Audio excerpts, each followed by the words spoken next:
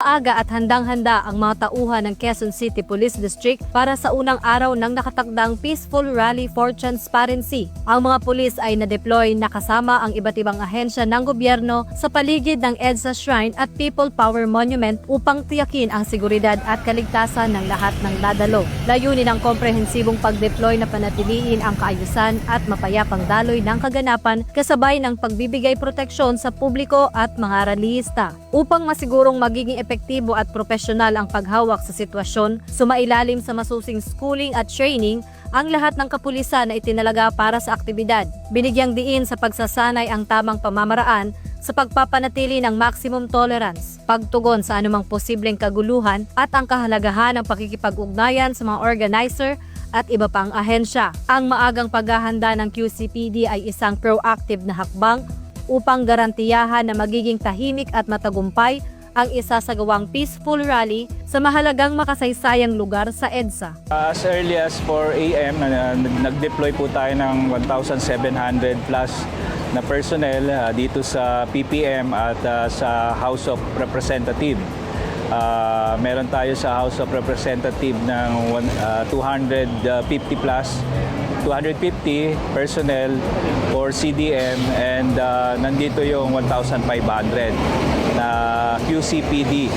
Kasama natin ang DPOS, traffic unit ng Quezon City LGU plus yung DRRMO.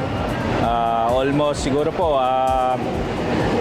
mga 1,500 plus din sila na tutulong sa atin sa traffic at dito sa rally na mag-start ngayong 8 a.m. up to 10 p.m. Ang ina-expect natin na protester or yung magjo-join dito sa People Power Monument around 100,000. Siguro makikita natin along the way kung totoo ba yung 100,000 or mas higit pa, but we are prepared kung mas lalaki pa yung crowd nila until night ngayong Sunday na to. Maganda naman po yung coordination natin at mismo po sila ang nagsabi na meron silang marshal na titingin sa kanilang grupo at kung meron namang gusto nilang i-report sa atin na sa tingin nilang hindi nila kasama or suspected na manggugulo ay i-report agad sa pulis.